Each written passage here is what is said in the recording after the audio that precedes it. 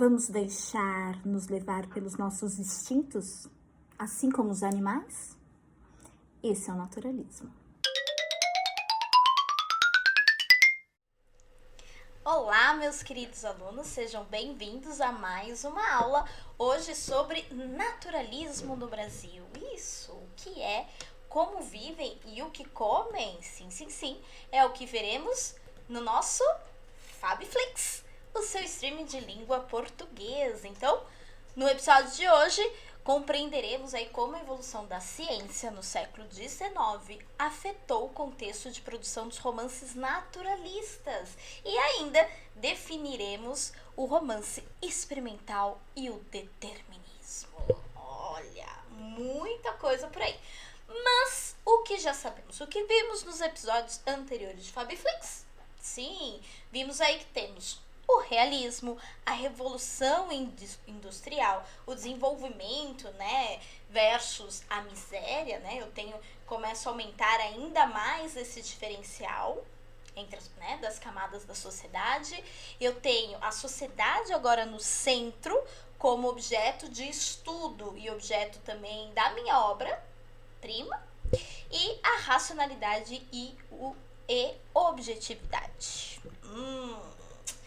Vendo mais assim, né, todo esse contexto histórico dessa escola, o naturalismo surge em um momento, então, de uma revolução industrial, de um crescimento das cidades, essa riqueza versus miséria, a política liberalista e a sociedade no centro. Ei, pera um pouquinho, Fabi. Mas o que você tá falando do naturalismo é mais ou menos o que você falou do realismo, não foi isso, não? Falei. Oi? Exatamente, gente. Por quê? Porque tanto o realismo quanto o naturalismo, ambos coabitaram o mesmo período histórico. Então, as mesmas referências fazem parte dessas duas escolas literárias. Mas é claro que tem, né, a sua diferença, e o naturalismo surge aí como um desdobramento da estética realista, mas com um olhar não tão psicológico, mas uma questão mais biológica, assim. Vocês verão. E aí, para comprovar isso, aqui no Brasil mesmo, nós temos então dois marcos. Esse é o marco do realismo, certo? Com o lançamento da obra do Machado de Assis, Memórias Póstumas de Brás Cubas, em 1881. E também em 1881 a gente tem aí um romance naturalista produzido pelo Aloysio de Azevedo, nosso autor, que é O Mulato. Então vejam que ambas as escolas eram irmãs desse período, mas tinham algumas tendências diferentes para retratar na sua literatura.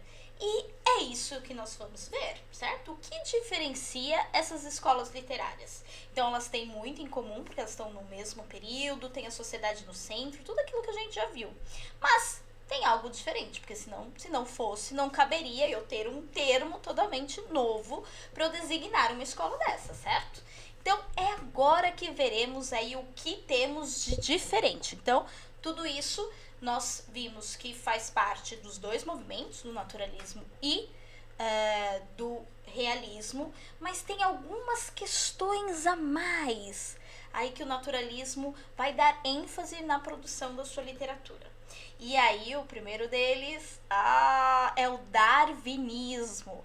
Bom, o naturalismo tem um olhar muito mais pela questão científica, né, das leis da ciência, mas um pouco mais, né, como eu mesmo disse, é um desdobramento do realismo, então ele vai se aprofundar ainda mais nessa questão.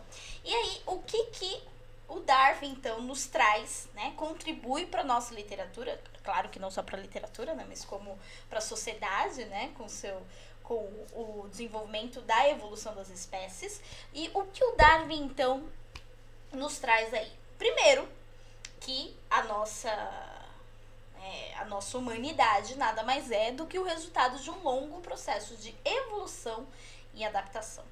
E aí o Darwin vai dizer algo que vai irritar muitas pessoas da época e que o naturalismo vai dizer: é isso, é óbvio que é isso, é exatamente isso. Mas o que Darwin diz? Bom, primeiro ele diz que tanto os humanos quanto os macacos, sabe o macaquinho? Os primatas? Então, eles tinham um ancestral em comum. Tá, Fabi, hoje a gente sabe disso. Pois é, mas imagina naquela época, como não foi um escândalo e o quanto que as pessoas não queriam concordar com isso. Como assim? Você tá me equiparando a um animal como um primata? Sim, você é um animal. E aí, nessa questão de que o ser humano é só um animal, como outro qualquer, ele ainda me diz que a natureza, certo? Ela será a responsável por fazer um processo de seleção natural aí, que sobreviverão apenas os mais fortes.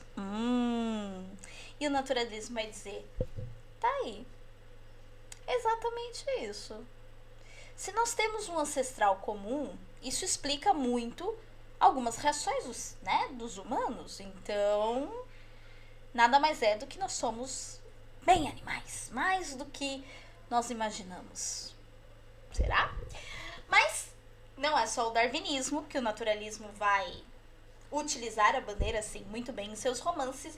Nós também teremos aí o positivismo, que é uma outra tendência, um outro pensamento da época, que nada mais se dizia que o saber que deve ser considerado e elevado é apenas o saber científico, as leis da ciência. Essa sim é superior a qualquer outra lei, seja ela o saber teológico ou metafísico.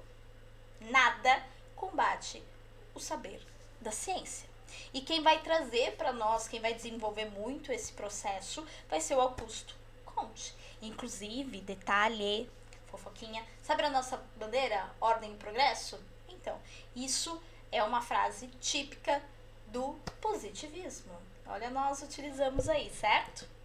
E o que mais, Então, eu tenho o darwinismo, tenho o positivismo e também terei aí o determinismo. Essa teoria é daquelas que os naturalistas vão abraçar assim com muito orgulho e vão dizer: é isso! É claro! É totalmente isso. E o que quer dizer aí o determinismo? Primeiro, quem cunhou esse termo e quem desenvolveu toda essa questão foi um crítico literário, que é o Hippolyte Taine, certo? E ele que vai utilizar pela primeira vez esse termo. Sim, ele que utilizará. E o que ele diz aí pra nós, certo? Que o indivíduo, certo? Ele é socialmente condicionado a 3 fatores. E quais seriam então esses 3 fatores? Bom, um deles seria a raça, que significa que a raça da qual o indivíduo faz parte lhe garantirá uma determinada herança. Então eu vou agir de acordo com a minha raça. Esse é um dos fatores.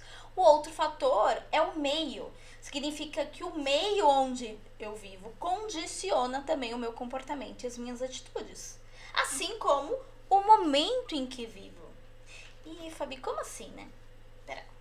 Por exemplo, se eu tô num lugar e às vezes uma situação de multidão, por exemplo, e eu vejo uma reação acontecendo nessa multidão, talvez o empurra-empurra, talvez a pessoa não não concorda com esse processo de ficar empurrando as pessoas, mas acabará empurrando por causa do meio que ele está. O meio vai poder forçá-lo a. É claro que eu tô dando um exemplo muito simples, eu tenho outros, mas a gente vai discutir depois isso melhor, certo? E o momento, quer dizer, a época em que eu estou condiciona muito a maneira como eu ajo. Até que o determinismo faz a gente pensar um pouquinho, não é mesmo? E os naturalistas vão utilizar muitíssimo essa vertente. Bom, como é que eu vejo essas questões aí dentro da minha obra? Bom, eu tenho aqui Os Comedores de Batata, do Van Gogh, e nada mais é do que, primeiro, eu estou utilizando uma camada da sociedade que até então a arte não produzia, certo? Uma camada social, mais pobre. Aqui eu tenho um pouco de traços aí dessas pessoas meio animalizados, né? As cores escuras, pesadas, uma realidade, infelizmente, não boa, mas que é a realidade em que essas pessoas têm apenas batatas para comer. E eu não consigo muito bem ali saber quem é quem, sabe assim? Os traços são muito parecidos, como animais até. Isso é o naturalismo, certo? Vamos ver agora algumas características aí, então, do meu texto literário, né? Ele vai ser, então, racional e objetivo e vai ter a animalização dos personagens. Se Darwin dizia lá que nós, somos um animal como qualquer outro, então algumas das minhas ações se equipara à questão dos animais, quando eu ajo principalmente pelo meu instinto. Bom, essa característica aí de animalização dos personagens também é conhecida como zoomorfismo. Olha que nome bonito. Guardem o nome, certo? Já no texto, ele vai aparecer da seguinte maneira. Então, vejam aí, ó. O Cortiço de Aloysio de Azevedo, uma obra bem importante para o cenário naturalista e para nossa literatura, certo? E que diz assim, ó. Via-se-lhes das mulheres, tá? É delas que ele está falando, a tostada nudez dos braços e do pescoço, que elas despiam, suspendendo o cabelo todo para o alto do casco.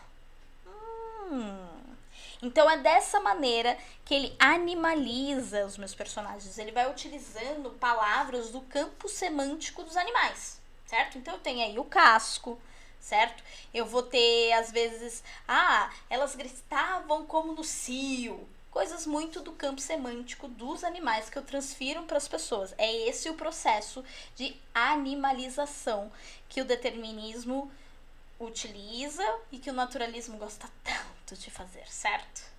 Olha lá, os focinhos, ó, quando ele fala fossando, né? Fossando é como se elas tivessem aí focinhos. Interessante. E aí, vamos então falar um pouquinho do nosso Aloysio de Azevedo, que foi o nosso grande autor aí do naturalismo, e é com ele o marco, né, que inicia então o naturalismo aqui no Brasil em 1881 com o romance A Mulata.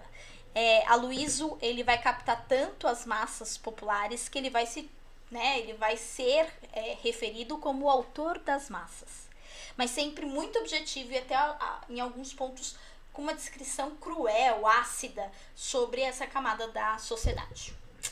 Pois é, Aloysio.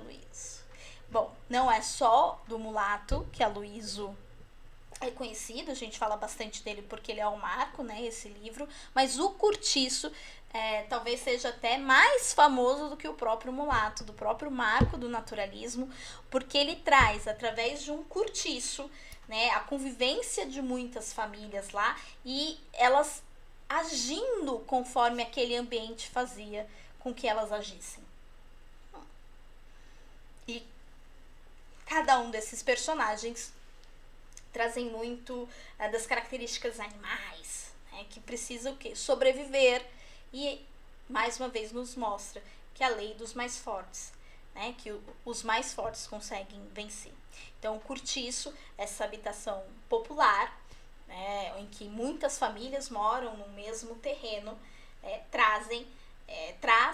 o cortiço traz aí essa realidade dura, cruel, objetiva e racional da convivência dessas pessoas nesse espaço. E aí esse meio, né, do cortiço é que vai transformar as ações dos meus personagens ao ponto de eu ter aí até personagens modificando-se totalmente a postura e o caráter deles quando vão morar pro cortiço. Como eu disse, é um romance experimental, né? Ele tenta comprovar algumas experiências e dizer pra você, olha, tá vendo? É isso mesmo que acontece. O que podemos fazer? É triste a realidade, mas é a realidade. Opa, é o naturalismo, não é mesmo? E aí eu trago um outro trecho, agora do cortiço, só para vocês entenderem também a linguagem, é uma linguagem muito direta, né? Que diz assim: e durante 2 anos o cortiço prosperou de dia para dia, ganhando forças, socando-se de gente. E ao lado, o Miranda assustava-se inquieto com aquela exuberância brutal de vida, aterrado diante daquela floresta implacável que lhe crescia junto da casa, por debaixo das janelas e cujas raízes piores e mais grossas do que serpentes miravam por toda parte, ameaçando rebentar o chão em torno dela, rachando o solo e abalando tudo. Miranda é um homem com posses, né, com uma condição de vida melhor, que se incomoda de ter um cortiço e aquele tipo de gente, como ele mesmo fala, ao lado da sua exuberante casa. E Laia, acho que até hoje isso acontece, não é mesmo? Essas desigualdades sociais, um certo incômodo. O naturalismo nos denunciava isso muitíssimo bem. Bom, pessoal, fiquem aí com as nossas referências da aula de hoje e até um próximo episódio do Fabiflix.